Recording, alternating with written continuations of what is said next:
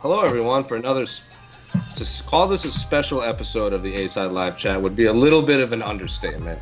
Out of every guest we've ever had, and I know we've been doing this 3 days a week now ever since this quarantine day started, but dating back to when we started having fighters on this show, the most requested fighter we have ever had has been the man joining us today, Jared Cannonier, who we have a few nicknames for. Captain Crystal, the Crystal King. He was once referred to as the Prime Minister of Pyrite by one of our followers. So Jared, thank you so much for joining us. I know our listeners are, to say excited would be an understatement. So thank you so much for joining us. How has life been in quarantine for you during this whole pandemic? Well, I for one have been enjoying all this free time. When it all popped up, I was on the I was on the bench because I had just torn my pec, and I just had surgery to have that fixed. So,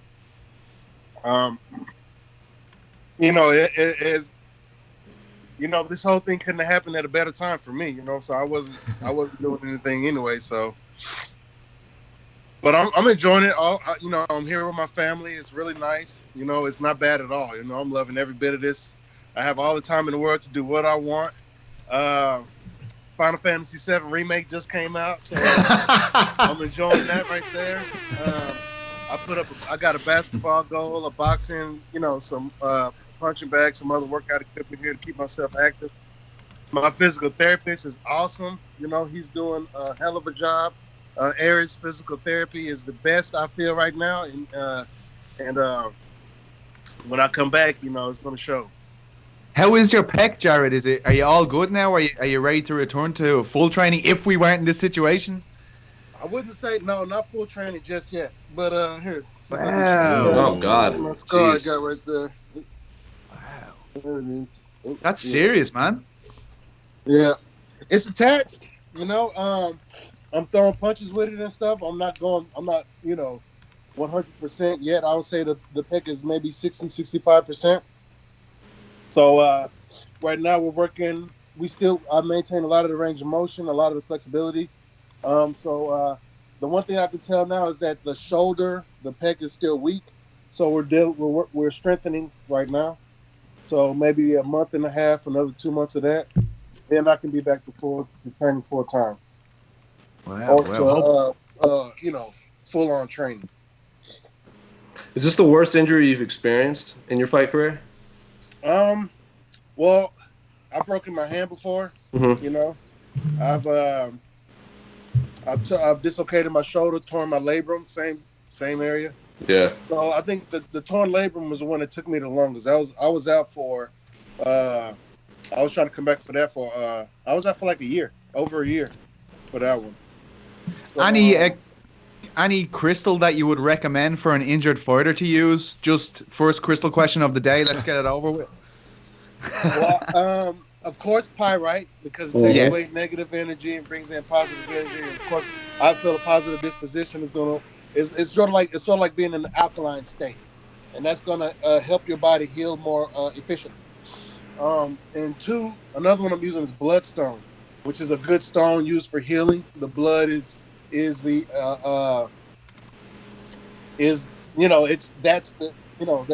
blood is vital, right? Mm-hmm. It carries all of our nutrients, it carries oxygen throughout our body, it carries all the components, building blocks and components we need for healing. So blood is like the ambulance. It's going to come to you, sustain you and bring you to wherever you need to be to get fixed up. So I've been using bloodstone, pyrite, and a bunch of grounding stones, tourmaline, shungite, obsidian. Now, I'm glad Petesy brought this up first because, Jared, our fascinations with this crystals on this show is known by all of our listeners. We actually have a listener, Jessica, who we refer to as the Crystal Queen, because on Twitter, before every fight night, she puts together a sheet of 3 or 4 fighters on the card and what crystal they should bring in with them to the fight, and breaks it all down. And she's commenting on it right now. Spot on. She says you're spot on with the crystal right here. She actually mailed us bags of crystals, Petesy and I, before the Conor McGregor fight in January. And a story that many people know on this show Brian Kelleher is also part of this crystal collective, UFC Bantamweight. He asked for a crystal after his official weigh-in.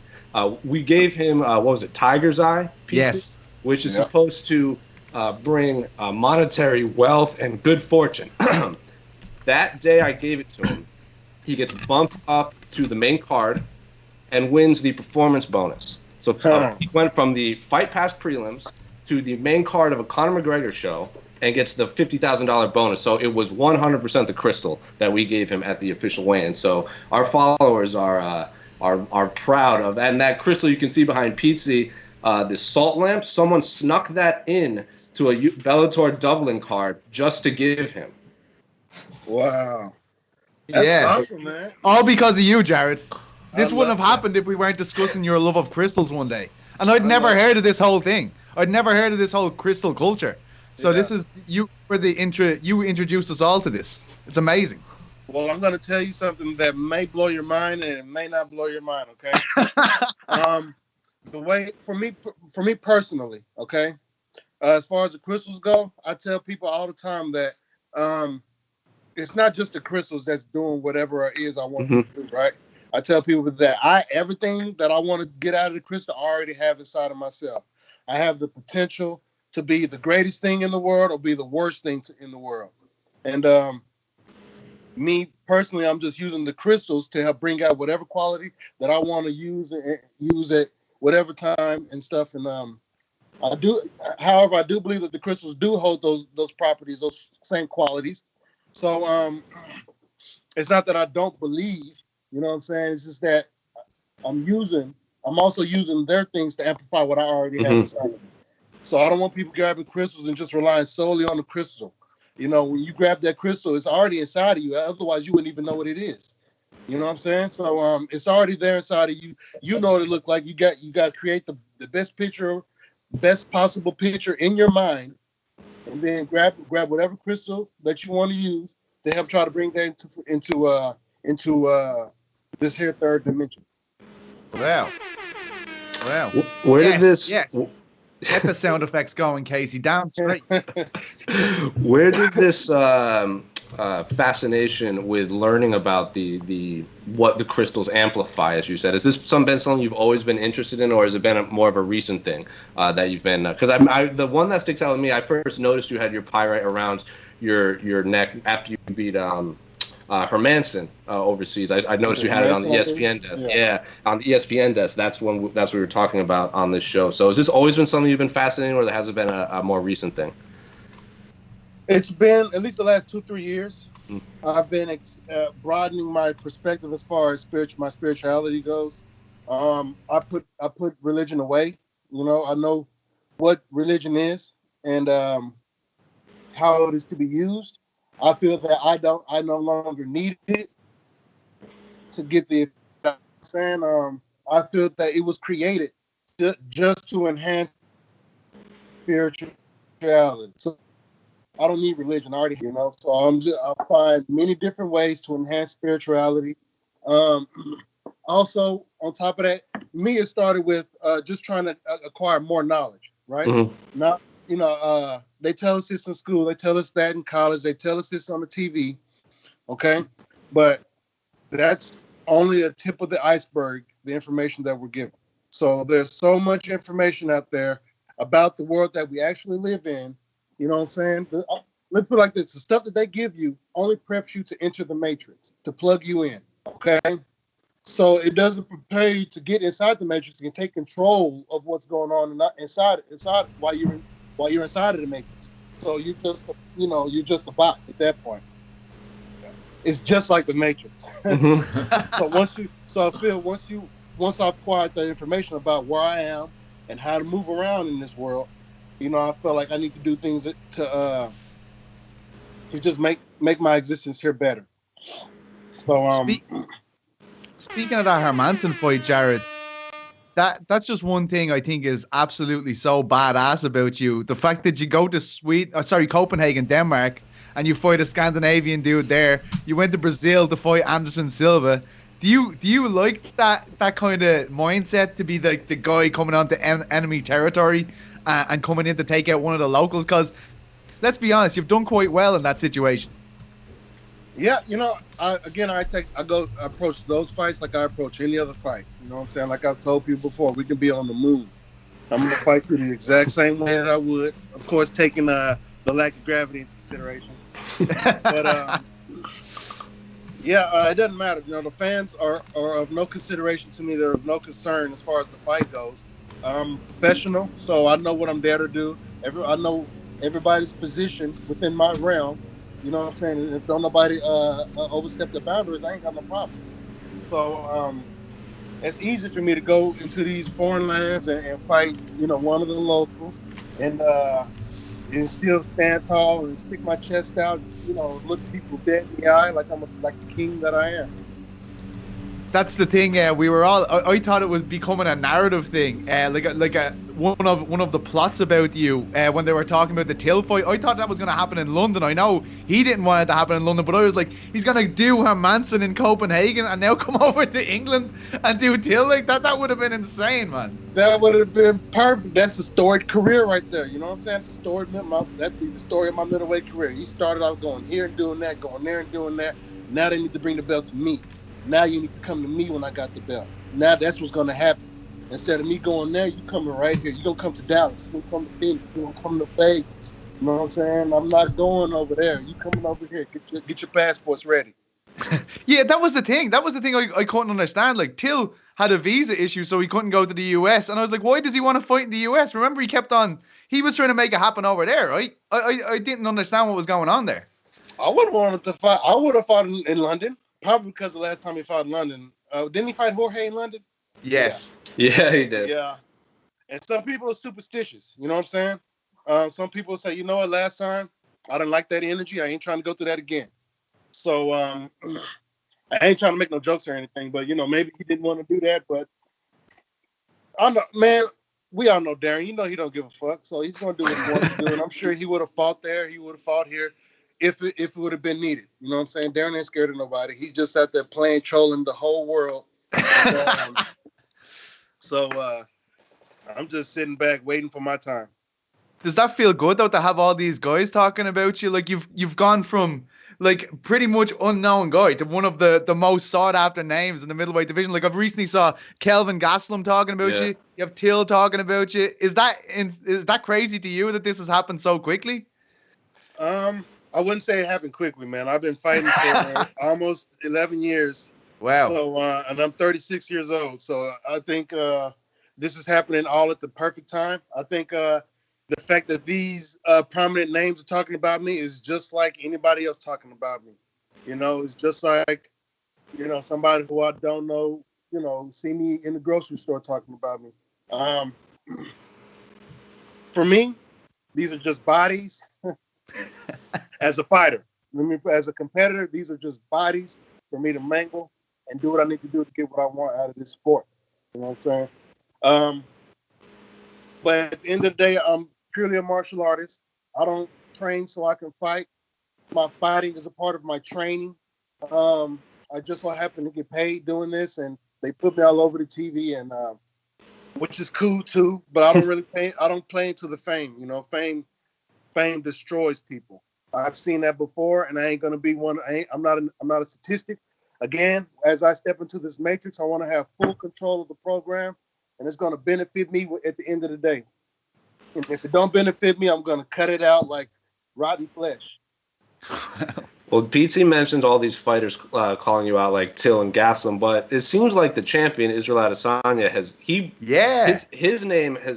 your name has left his mouth a few times when people bring you up. He's like, he's got to win one more, but I have my eye on him. He also says he really likes you as a person, which he said would make it fun to challenge you inside the octagon without any of the animosity. So does the fact that not only are the contenders saying your name, but the champion, like, you're clearly on his radar, that's gotta add more motivation too, right?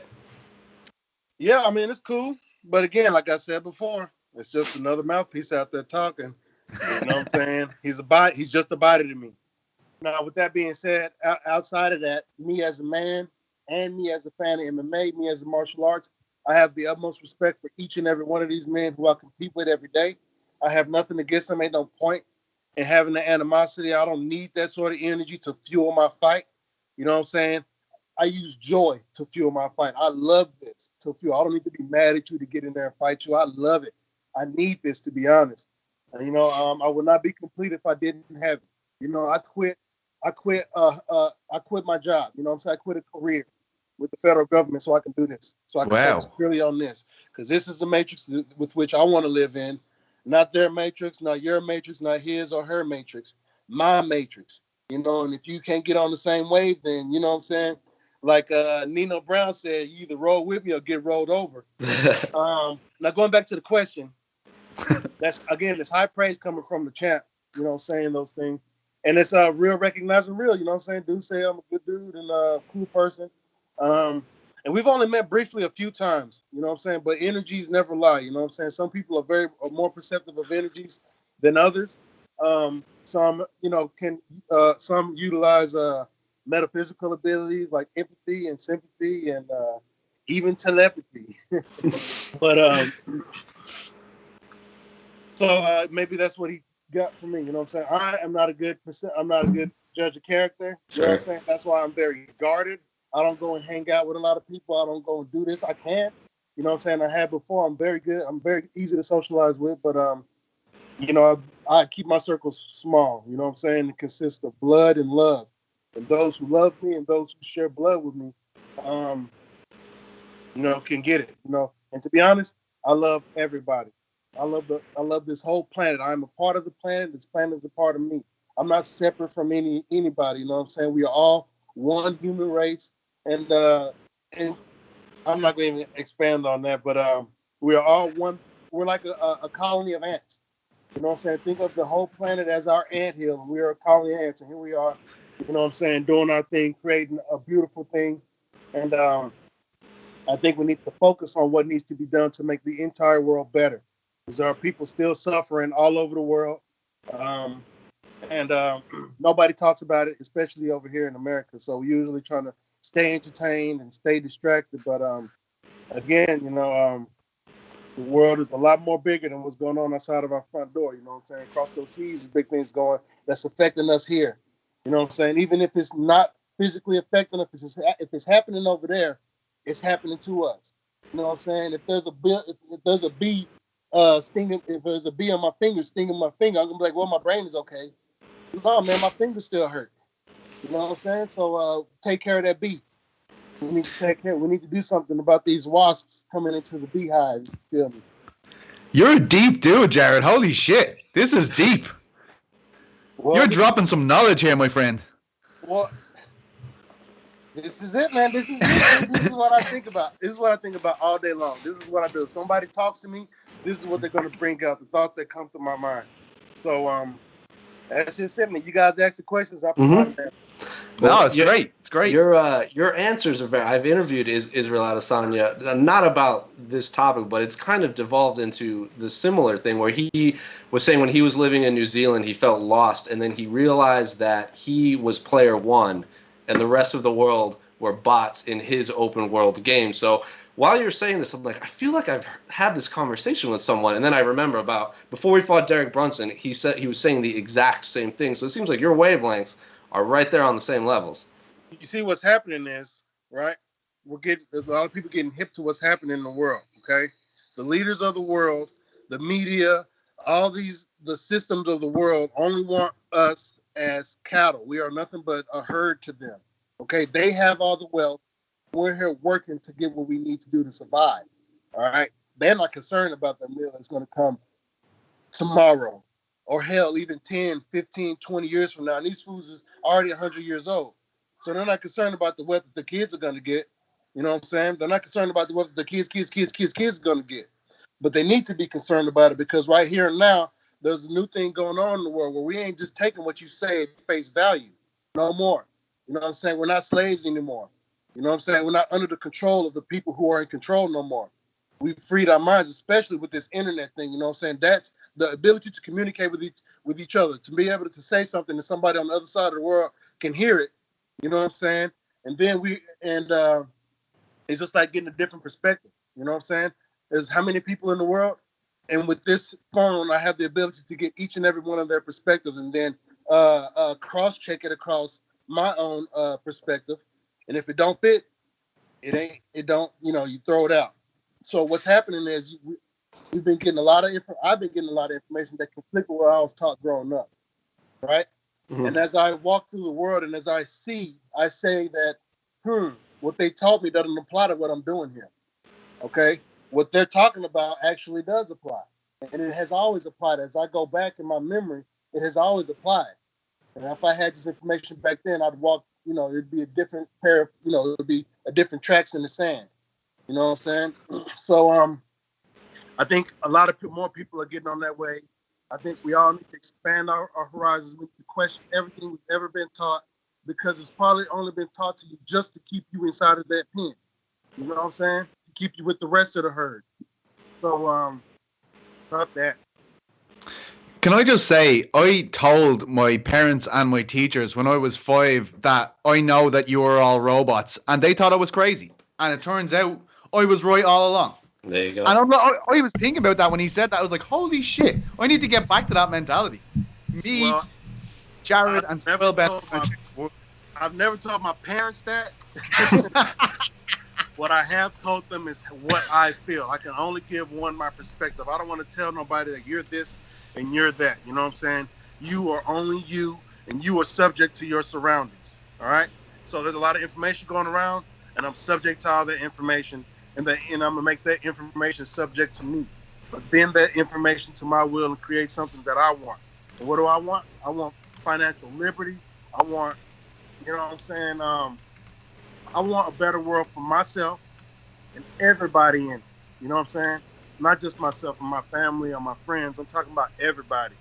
You know what I'm saying? There wouldn't be a such thing as the enemy if everybody had what they needed. You know? And we can just start with the basic necessities. You know what I'm saying? Food, water, shelter. We can make that happen tomorrow for free. Do you have these? But what's happened is they created borders. You know what I'm saying? A board. What's a border? Ain't nothing but an imaginary line that causes separation in your mind. You know what I'm saying? That's the only thing a border is. A border is not even real. All right. So we see these borders, and that separates this patch of grass from that patch of grass. Mm-hmm. And then someone stands over here and says, "I hereby declare blah," and over here it says, "I hereby declare law." And if your blah interferes with my law, we're gonna start fighting. That's fucking stupid. You know. So we need to realize what's going on here. We need to realize that if you take away all the facade, if you take away all the programs that we've installed into the system, you know what I'm saying? The world runs on, let's say the world runs on an operating system. You know what I'm saying? Basic operating system. We have, if anybody knows computers, what do they have?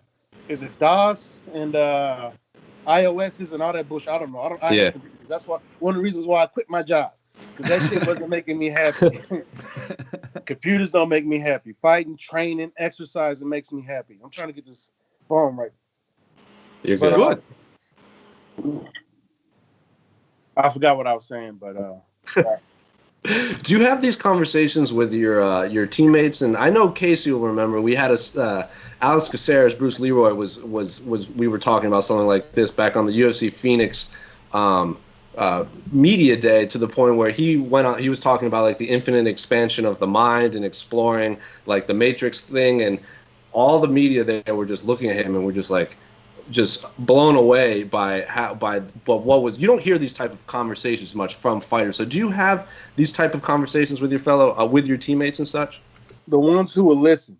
Alex Caceres is one of my good friends. Mm-hmm. He's moved back to Florida. Yeah. But he was one of the guys who I would wrap it up with. You know what I'm saying?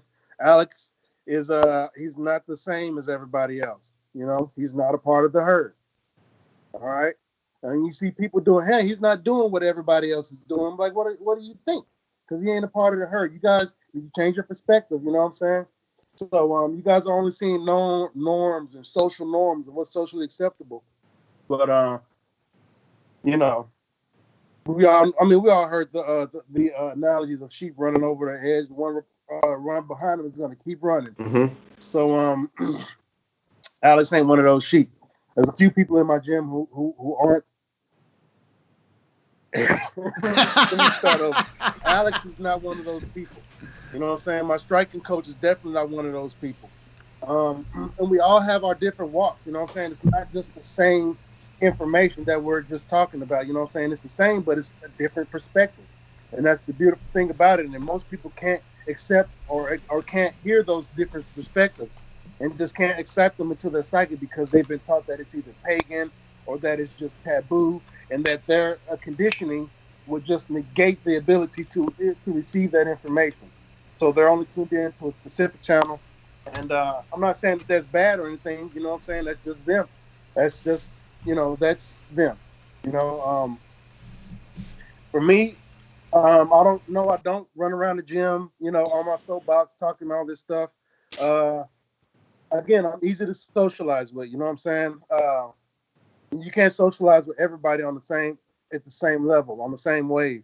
You can't use the same language when talking to everybody. You have to be able to endear yourself to people in order to understand them, in order to communicate effectively with them. So, I try to speak in a more universal manner.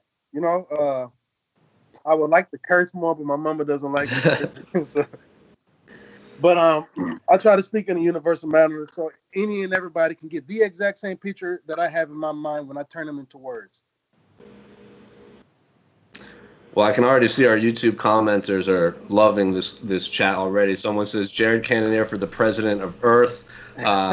People are loving this, man. It says I could 100% see Alex and Jared being honest. Cannonier for president. So people are listening and they're loving everything they want to hear. But we're going to get questions from our listeners as we do as we hit the 30-minute mark. It wouldn't be the A side if we didn't get into a long conversation at the beginning, Jared. We actually had a long conversation with Mike Case about 40 minutes on Bigfoot the last time he was on this show. So you never know what you're going to get on the show. But Casey, do you have any questions from our loyal listeners on the A-Side Live? Of course. One moment. Before we get cracking on that comment, the Mystic Mauler, that is a great nickname for Jared. Holy God. The Mystic Mauler? Come on, that's badass. All right. That's not bad at all. Question for Jared from Trumbo. With Adesanya and Costa almost certainly fighting next, and Jared ranked number 3, which fight do you want next? Tiller or Romero seem like the logical ones, but they're both behind Jared in the rankings. What to do? So yes, Jared, to steal a phrase from Sugar Sean O'Malley, he wants to be more selective with his opponents, picks quote-unquote smarter fights. So are you looking to take smarter fights, or are you just looking to get back into the cage once you're healed up and we're past this pandemic? Professionally speaking, right, like I've always maintained, it's the fight that gives me the title shot. That's where I was before I tore my pec, and that's where I'm going to stay. Ain't nobody going to move me out of that spot, right? So that's what I would like, right? That's what I'm going to get. Either the shot that gets me the title shot or the title shot itself. I would prefer, I'd rather not beat around the bush. Give me my title shot. Let me have a whack at it, and you guys watch and see what happens.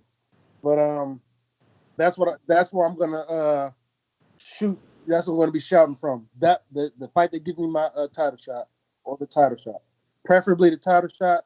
Let me just put that out there. Since people say that you gotta say it, speak it into existence. Give me my title shot. I know you said you view your opponents as just bodies, but does the thought of being one of the few people to defeat Yoel Romero, would that put a notch in your belt, like you would like to test your skills against quote unquote the boogeyman of the division? Sure, why not?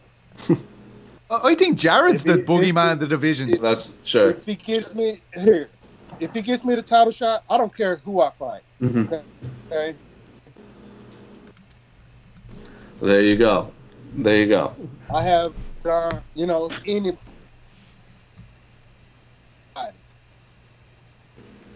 what I'm saying? It's not them.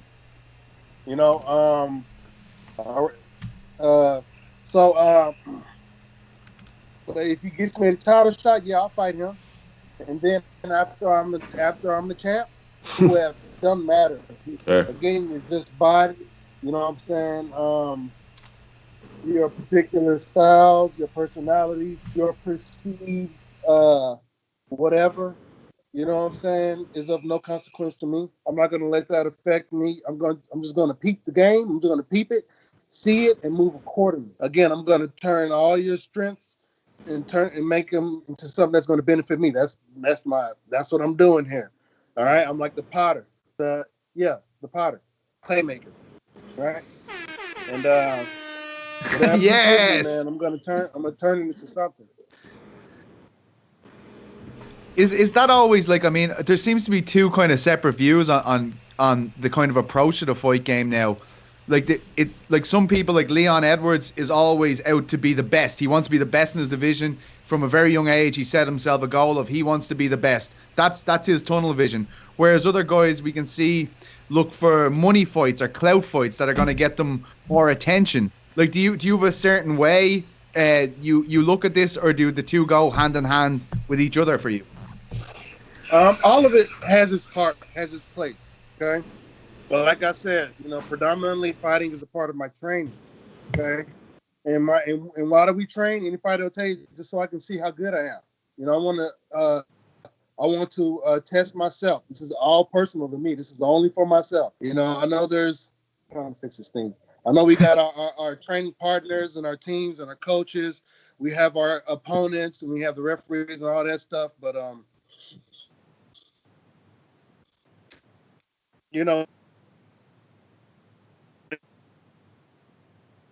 training, when am I doing it the best way and what's the best way I can do it? I'm saying? I felt that. Okay, I know I can do this better. I need to engage this muscle. I need to create this energy or whatever. I need to do something to make it better. It's all about me being better than the person I was before, the person I was yesterday. And if that is my goal, I will never run out of things to do. You feel me? From the day I die, I'm going to be trying to be better than the person I was yesterday. That's why, I live in a neighborhood. There's a lot of elderly around here. And I see these people struggling to move around. All right? And they're 60, 70 years old. My mom and my daddy's 67 years old. My mom was a teacher. She's not in the best shape of her life, but she's still moving around. My daddy ain't as active as he used to be, but man, where do you think I get these genes from? Well, and they still moving around. They're not struggling to move around. So, my mama is not. She just broke her foot, but oh no, but they're not struggling to move around. You know what I'm saying? They still working. They're still taking care of the family. You know what I'm saying? These are the matriarchs and patriarchs that I have in my life. You know what I'm saying? That are in my family. So they're still moving around. So when I turn 60, 70, 80, I want to be on the mats. I want to be giving dudes rounds. I'm talking about hard rounds. You know what I'm saying? I want to be fighting as long as I can be fighting. You know what I'm saying? People, talking about, oh, he's at the end of his career and stuff like that. You know what I'm saying? But, as long as my body holds up, I plan on fighting well into my 40s. Wow. Again, my goal as far as being in the UFC is to get a belt and get 16 of those red jewels on it. Right? Nobody matters. None of your names matter. I'm not trying to be better than any of y'all. All right? You guys are not the zenith of me. Being better than you is not being better than me. So I'm not in no competition with any of these guys. We work together to create a certain energy. Now the UFC takes that energy and monetizes it. I'm going to take that energy and do a whole lot more with it. Wow. So taking the Demetrius Johnson approach, where he says anyone can be a two-way champ, there can only be one that has the record for most title defenses, from what I'm gathering. There you go. So another question on Twitter from KDoc MMA. This is for Jared. During a fight, what type of situation or moment does Jared relish the most? Great question. Pressure. When my opponent's pressuring me, that's when. Here's my philosophy as far as fighting goes. If you're close enough to hit me, you're close enough to get hit. So you're just doing the job I don't have to chase you down. I ain't got to play no mind games with you. Come here. So let's get it on. You're going to try to hit me. Good luck. I'm going to try to hit you. I don't need your luck. So I got the skills. Pressure. When in that Hermanson fight, the beginning of the second round, he came out hot and heavy. And he saw me with a smile on my face, and then I knocked his ass out. Whew. All right. When I fought Branch, you know what I'm saying? That in the beginning of that second round, I put the pressure on him. Right? That's what happened. I put the pressure on him. He responded, and he hit me, and I took that energy, and I gave it back to him in the same form. He hit me with the right hand. I hit him with the right hand. I took that energy and I amplified it though, and turned it to something that I'm going to use. So even when I fought Anderson, even though his energy wasn't as forward, I took it. I knew how to deal with it. I took that energy and knew that he ain't going to just come forward and he ain't going to just let me come forward. So I'm going to sit right here in your face and then I'm just going to lob bombs over there. We're going to be shooting grenades, It's like, what do they call those? Those old westerns where they march, duel, and then they turn around and start shooting at each other? Yeah, the duels. Yeah. Showdown. A showdown. Yeah, it was like a showdown with Anderson. But the rest of those guys, man, they start firing. You know what I'm saying? Get my blood up. Make my heart, my pancreas start releasing those hormones and shit, man. That's. Some people release cortisol. That stress hormone in those situations, man. It's all fucking dopamine for me. That's it. How do you as I'm talking to you, I'm just realizing how strong your mindset is, right? And I can remember you had that nightmare on the way over to Brazil, right? Your luggage got lost or something. How hard is it to stay positive when everything you're cutting weight? I'm sure it's very stressful, and then your baggage isn't there. I'd say you were ready to flip the lid, but you managed to obviously put on a great performance and get the win. How did you manage to do that? Well, again, I take everything into account. And I don't give an emotional reaction, okay? I'm one who is in control of his emotions, and not the other way around. Most of the people in this world are controlled by their emotions. They see something they don't like, and they respond with whatever emotion. You can feel it, you can see it. You know what I'm saying? So I try to come, and a lot of people see what they're hearing out of me as mental. It's spiritual, coming down through my mental into the physical. And then out so you guys can take it and then take that back up from the physical, the sounds, vibrations, physical, into your mind. You catch a picture of what I'm saying and into your spirit. How are you going to let that affect you? What are you going to learn from that? You know what I'm saying? How are you going to move differently? Everything is energy, man. You can feel it. It's crazy. And people think that we, look at this guy, this loony, this guy, this, you know what I'm saying? But I'm going to sit here and watch the herd, right? When it comes time to eat, I like lamb chops. Same here. Same here. Is there a particular fighter you enjoy watching for his style? I like watching everybody. Even the fights that people don't like to watch, the boring ones. Mm-hmm. Especially if it's a new fight. If it's like not that it's new, but if it's my first time watching it, I love watching fights. This is gonna blow your minds right here. But when we watch TV, when we intake this media, we are projecting ourselves. Okay. Not only is the media projecting themselves into us, all right. Otherwise, we wouldn't be able to see and perceive it. But we project ourselves into whatever we're watching. That's why when we see a scary movie and we jump because we were there in that movie and we almost got stabbed or something like that. You know what I'm saying? When we're watching the Avengers at the end game, and everybody comes out and they squad up and they go in charge, and then we feel those goosebumps and we feel that energy.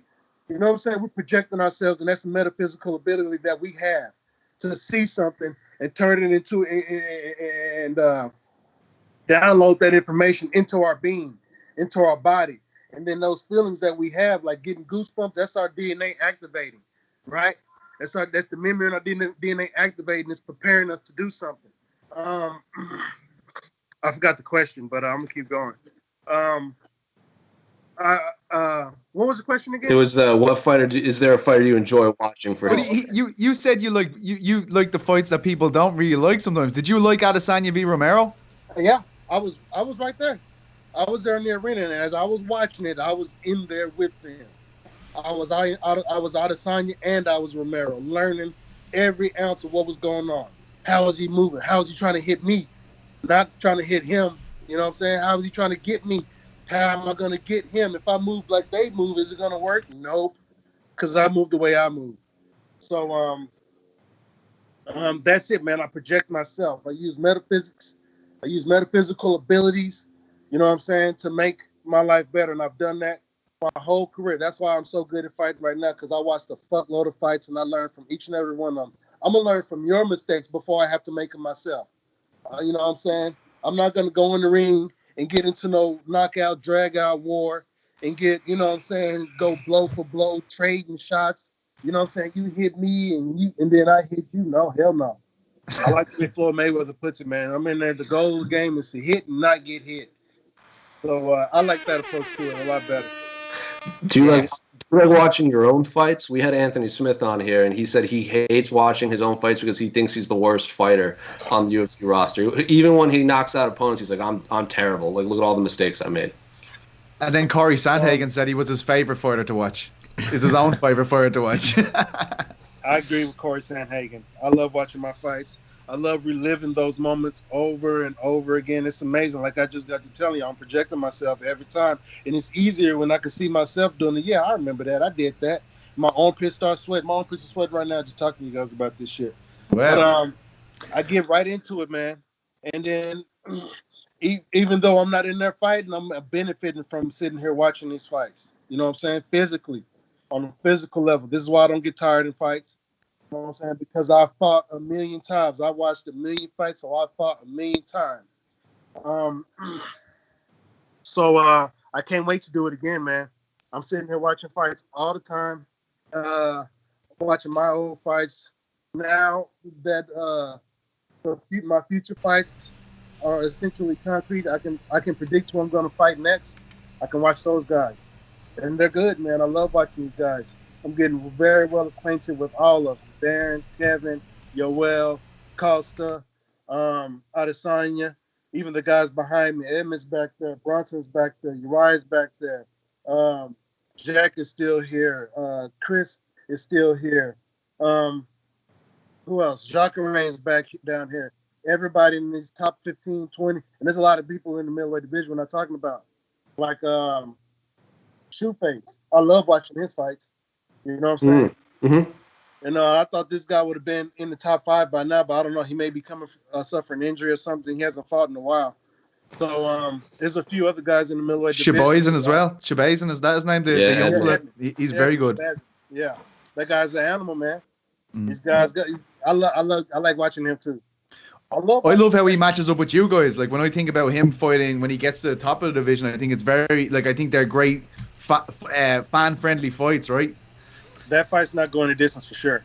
Yeah. If me and him fight, that fight's definitely not going to go because he throws his hands, he moves, he's good on his feet, he's got some beautiful striking. I love watching that guy fight. Yeah, that would be a very fun fight. Absolutely. I was actually before I fought Hermanson, I was afraid they was going to make me fight him because I didn't want to fight down in the ranks. I wanted to fight up. I was trying to get to the title.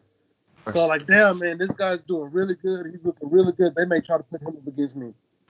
You know what I'm saying? But they didn't do that good. Luckily, my management is on top of it. That's why I don't care who I fight next. I trust that they are going to give me the right fight. And we've already talked about it. We already know that. And whatever I'm telling you is what they already know, is what they told me, is what they're telling Mick. So,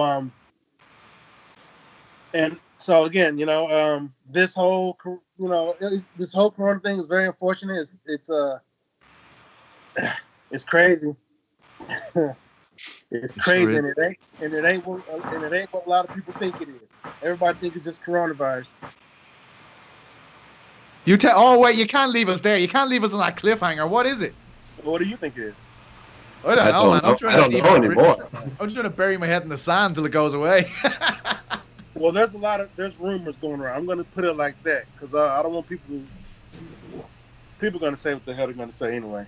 But there's rumors going around that, me personally, when I look at history, okay, I've seen this before.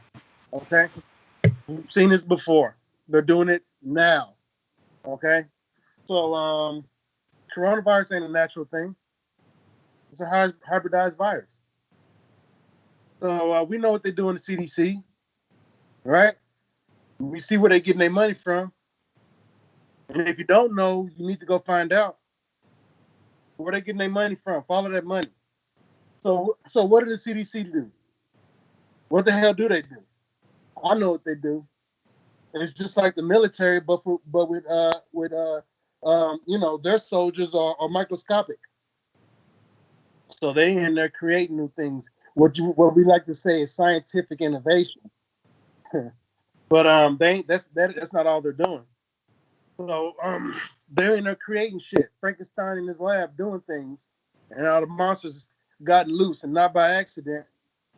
So it ain't just them doing things. People with plans to make things happen.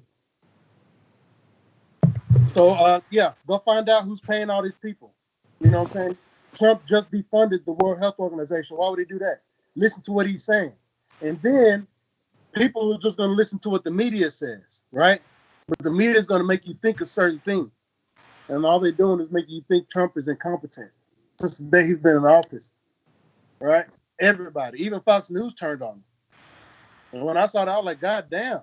You know what I'm saying? I thought you guys were puppets for the conservative party. Apparently they're puppets for somebody else. Sure. So, miss me with that, man. Everybody thinks it's just coronavirus, but y'all just don't see what's going on. You know what I'm saying? Y'all all over the internet fucking around. But I don't listen to the stupid people saying stupid shit on the internet. I listen to the people saying, hey, look over there. What's going on over here? And I even listen to the people saying, look over here and what's going on back there. You know what I'm saying? You got to know how the tricksters move in order to be able to combat their movement. So the enemy shows us his hand every day. All right? When you listen to all the different media outlets, they tell you two different things. But it all comes to one conclusion. So you got to figure out what their conclusion is you're trying to get to. Okay? Two birds, one wing. Okay? So if y'all playing to one side, y'all playing right into the other. Well, I know we're running up on time. I think we have about 5-10 minutes left. So, Casey, do we have any more questions for Mr. Cannonier from our loyal listeners? Yes, sir. I think we've covered more topics with Jared than we've covered on any episode. This is amazing. That is a fact. For Jared on Twitter, from Sergey123 Boom. For Jared, who hit him the hardest? So which opponent hit you the hardest? Well, I'm gonna say two people are tied for that. No, actually, I'm gonna say one person. That's got to be Sean Jordan, right? That was your debut, wasn't it? Yeah, that was my debut. So it was two people who knocked me out: Sean Jordan and Dominick Reyes. Right? Wow. Sean Jordan is clearly the stronger man. Right? But I think the punch, the differentiation in power, I think comes from the punches that they use. Okay, when Sean Jordan knocked me out, he knocked me out with a lead hook, right hand. He was southpaw. He knocked me out with a lead right hook. At the same time, I was throwing my lead left hook. All right.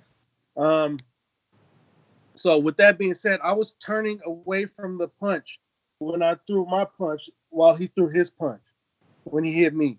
So one, taking physics into account, you know what I'm saying? I was taking away some of the impact of the punch, and that punch still put me on my ass. With Reyes, I was going at him.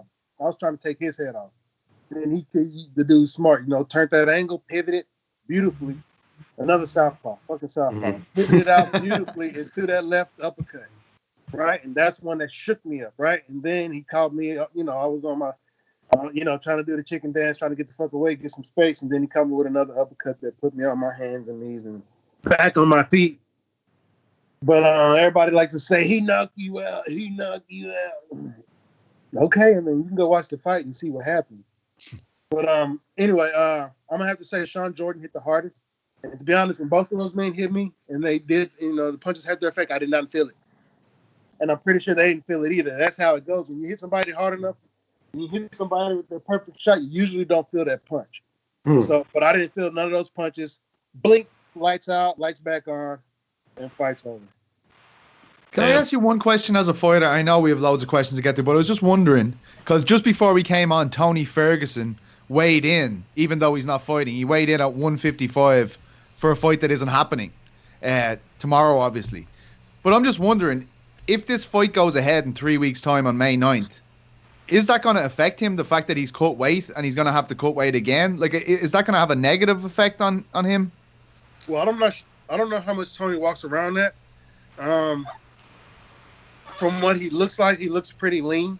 Mm. You know, I'm sure he's always in shape. When you're always in shape, that weight cut is going to be easy. This dude's been training for a fight for like 7-8 months, and not to mention all the work he's been doing prior to that. On top of that, man, we all know Tony, man, this guy is not the same as everybody. He's not following the herd. As far as his approach to this fight game goes. So, it could. 3 weeks from now, I'm sure. I mean, I doubt it'll affect him 3 weeks from now. I'm pretty sure he can get, hydrate up a little bit, maintain it, you know what I'm saying? And then easy weight cut. Thanks. More from, is it the site or Twitter? From the comment from Jessica, the woman who does the Crystal Keys to Victory. Question for Jared. Since holding up a gigantic pyrite after a perfect win, have any other fighters asked you how they can utilize crystals, and can you show us your current favorite crystals? Nice question, Jess. This is from Jessica, who sent us the crystals. People always ask me about crystals. All right. You guys asked about crystals when we first started talking. You're the Crystal King. You're the Crystal. How could we not ask you about crystals? So, of course, my favorite piece is pyrite. Right? I'm going to fill out all my pyrite restrictions. All the different types of pyrite. I think you're blocking the mic, Jared. We can't hear you. Oh, sorry. Oh, lovely. I'm going to break out all my pieces of pyrite that I have. I was saying that I like pyrite. Get your pyrite in the air, ladies and gentlemen. I know I have. So I'm going to show you all my pieces of pyrite real quick. All the ones that I have here, at least with me. Let's see if I could turn the camera. There you go. Wow. So I got some nice raw pieces that I got from a few places. Some that I went to like the Tucson Gem Show and got a few pieces. This big, I don't know, it's like a paper. Wow. But it's nice. It's polished on one side and then raw on the inside. So I really like that inside. And I got a sphere, sacred geometry. Everybody knows what the circle represents. We know what the pyramid represents. Shout out to ancient Egypt. And pyrite. And I have another. I got some assortment of crystals here. I like selenite. I use selenite for cleaning all my crystal bracelets and stuff. I got some necklaces. I got my nice gorilla doll. So I like to put my pyrite. This is all. Put my pyrite right there. Let him just sit there. Cool out. And I got this cool. I got this. Oh shit! I got some beads here. I got a bunch of beads here too. But nice. This is green. This is green onyx. I got this from Crystal Council. So if you guys looking to get some good gems, hit up Crystal Council. As a matter of fact, I have a discount code. Wow. Yes. I think the discount code is Jared. Let me look at it. I can't look at it right now because I'm live with you guys. Hey, share it. Share it on Instagram and tag us, and we'll share it out. Yeah. Okay. It is Jared. It's my first name. Jared is the discount code. So if you go to Crystal Council, if you want to buy some crystals, they always doing right now, especially during this time, they're doing online sales, live sales on Instagram. So look them up at Crystal Council on Instagram. They're doing live sales. You can go to their website, crystalcouncil.com. Make sure you use that discount code. That's going to help me out. You know what I'm saying? So thanks in advance. Against the Hermanson fight, I walked out with pyrite and cornelian. What I walked out with. Wow, that's pretty. Yeah, that's pretty. Let me get that in there. That's got a really big cornelian sphere. Wow. Yeah, there you go. And these are just fantastic. Yeah, these are just the crystals I have upstairs. I got a really huge block of selenite that I got once again from Crystal Council. There you go. And I use that. I just place all my crystals on there, leave it there for a couple of days, let it cleanse the crystals. I like to use audio tuning.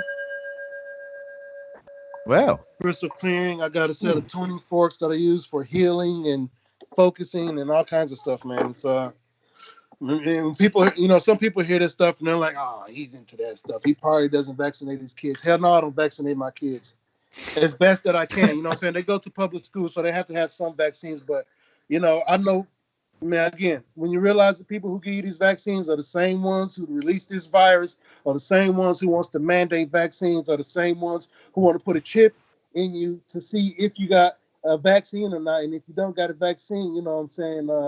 It's just like when the Jews had their star on their chest or whatever they had to wear on their chest. It's going to be just like that. So, fuck the CDC. Fuck all these people who trying to kill us, man. Who just want to control us. Okay, so are we up on questions? I know we have like this has been amazing. Left, but is there any more questions for Jared? And also, fuck the World Health Organization and all you punk ass celebrities trying to make money from them after the president just defunded them. You're gonna go behind the president, but that's like treason to me. The president says no, you don't get no money from us, and then the American citizens say, yeah, you're gonna get our money. We're gonna sing and dance and then give you the money we make from it. I'm telling you, it's like the Roman circus all over again. They're trying to distract you and then take that energy from your attention and give it to the ones who want to sell you off to somebody else. Well, I think we're up on time for this episode of the A-Side. So, Jared, thank you so much for joining us. This has been, I know our audience has been asking for you for quite some time. But before we let you go, as the guest of honor, is there anything else you want to say, anything else you want to plug? The floor is yours before you sign off. To the world in general, stop bullshit. Stop singing and dancing. You know what I'm saying? And, we need to advance the world. All right? And at least my peer group, we're the ones who are the stewards of the world. So we're going to be the ones, running shit, making sure that we got clean air and clean water and good food to eat. So we ain't got to be injected with a whole bunch of poisons and toxins to get to that. So, wake up, people. There's big things going on outside of your own self. So also follow me at Jared. Follow me at the Killer Gorilla. What is it? The Killer Gorilla MMA. Yep, we have it right under. We have it right underneath you on the screen. Yeah. Follow Crystal Council and follow. And this is a big one. So a lot of people may not like this, but follow YoungPharaoh.com. Yeah, follow Young Pharaoh. He's on Instagram. He got a whole bunch of platforms. He's one of the ones for me who's putting out information that they're not going to tell you. He is one of the ones. There's a lot of guys out there who do it. But I'm going to point you to one man who I feel is out there fighting against the media, especially. Well, thank you so much, Jared. We'll have to have you back on. I know our audience. You're a legend, Jared. Our audience, you're a legend to our audience, and they've been asking for you for a long time. So thank you so much for finally granting our audience some knowledge, I'll say. That's what you're going to get with me, man. Again, I'm not out here trying to tap dance to nobody. I don't bullshit myself, and I ain't going to bullshit y'all. I ain't trying to distract y'all.